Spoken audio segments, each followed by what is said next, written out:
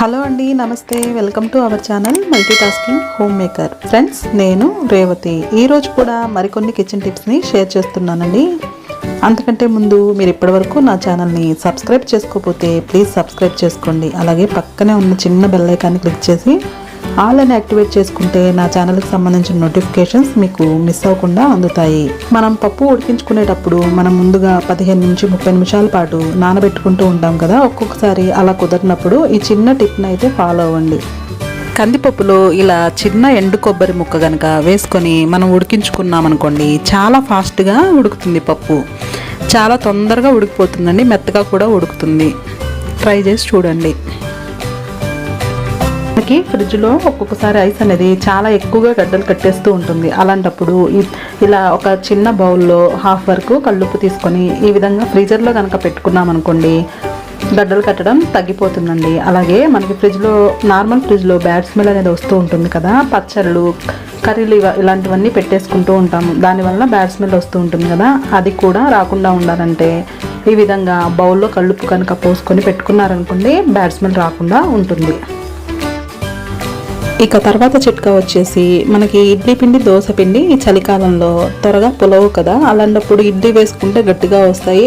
అలాగే దోశలు కూడా అస్సలు టేస్ట్ ఉండవు, గట్టిగా ఉంటాయి. అవి కూడా తొందరగా బిరిసెక్కిపోతాయి. అలా కాకుండా ఉండాలంటే ఈ విధంగా ఒక హాట్ బాక్స్లో కనుక నేను డైరెక్ట్గా ఇడ్లీ పిండిని వేసేసుకుంటున్నానండి. మీరు ఏదైనా చిన్న గిన్నెలో పెట్టుకోవచ్చు. హాట్ బాక్స్లో వేసుకొని పెట్టుకున్నారనుకోండి, త్వరగా పులుస్తుంది అన్నమాట పిండి. అదే మీకు కొంచెం పెద్ద గిన్నెలో కనుక ఉందనుకోండి పిండి, ఈ విధంగా ఏదైనా గోరువెచ్చని నీళ్ళున్న గిన్నెలో ఈ విధంగా ఇడ్లీ పిండి కానీ దోశ పిండి గిన్నె కానీ పెట్టుకొని స్టవ్ పక్కన కానీ లేకపోతే ఏదైనా కబ్బోర్డ్లో కానీ పెట్టుకున్నాం అనుకోండి, లేకపోతే ఓవెన్లో కానీ పెట్టుకున్నాం అనుకోండి, పిండి త్వరగా పులుస్తుంది. ఈ టిప్ అయితే చాలా బాగా పనిచేస్తుంది. ట్రై చేసి చూడండి.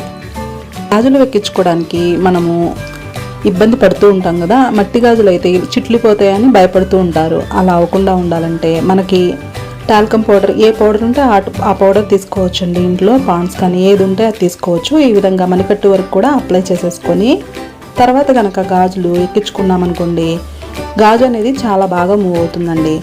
ఘర్షణ వల్ల మూమెంట్ ఎక్కువగా ఉండటం వల్ల గాజులు చాలా ఈజీగా వీడియోని ఇప్పటి వరకు మీరు లైక్ చేయకపోతే ప్లీజ్ లైక్ చేయండి. అలాగే నా ఛానల్ని సబ్స్క్రైబ్ చేసుకోకపోతే ప్లీజ్ సబ్స్క్రైబ్ చేసుకోండి. ఇక తర్వాత చిట్కా వచ్చేసి, ఉంగరం పెట్టుకున్నప్పుడు చాలామంది కొన్ని రోజుల తర్వాత తీయడానికి రాక ఇబ్బంది పడుతూ ఉంటారు. అలాగే కొంతమందికి స్వెల్లింగ్ వచ్చేసి ఉంగరం అనేది తీయడానికి కూడా రాదు. అలాంటప్పుడు ఈ చిన్ని టిప్ని అయితే ఫాలో అవ్వండి. మన దగ్గర కొంచెం లావుగా ఉండే దారం గట్టిగా ఉన్నది తీసుకోండి. దాన్ని తీసుకొని ఈ విధంగా ఏదైనా ఫోర్క్ సహాయంతో ఈ ఉంగరానికి ఈ విధంగా వీడియోలో చూపించిన విధంగా ఎక్కించుకొని ఇటువైపు దారం ఒకవైపు కొనని ఒకసారి లాగాను, తర్వాత ఉంగరంలో నుంచి ఇంకొకసారి దారాన్ని లాగి తర్వాత ఈ విధంగా వేలుకి దారం అనేది చుట్టుకుంటూ చివరి వరకు రావాలి. ఈ విధంగా దారం చుట్టుకున్న తర్వాత అటు సైడ్ నుంచి దారాన్ని తిప్పుకుంటూ ఉంగరాన్ని బయటి వైపుకు లాక్కుంటూ రావాలి. వీడియోలో చూపించిన విధంగా ఈ విధంగా ట్రై చేసి చూడండి. ఈ టిప్ అయితే చాలా బాగా వర్క్ అవుతుంది. చాలా ఈజీగా ఉంగరం అనేది బయటకు వచ్చేస్తుందండి. చాలా మంచి టిప్ ఇది, ట్రై చేసి చూడండి. బీట్రూట్, క్యారెట్ ఒక్కోసారి మనకి వడబడిపోతూ ఉంటాయి. అలాంటప్పుడు మీకు త్వరగా వంట చేసుకోవాలనుకోండి, కొంచెం గోరువెచ్చని నీళ్ళలో 10 నిమిషాల పాటు నానబెట్టేసుకొని తర్వాత తొక్క తీసుకుంటే చాలా ఫాస్ట్గా వస్తుంది. లేకపోతే కనుక నార్మల్ వాటర్లో వేసేసుకొని ఒక అరగంట సేపు పక్కన పెట్టేసుకొని తర్వాత కనుక చేసుకుంటే అప్పుడైనా తొక్క బాగానే వచ్చేస్తుందండి. ఈ విధంగా ట్రై చేస్తే పీల్ చాలా ఈజీగా తీసుకోవచ్చు.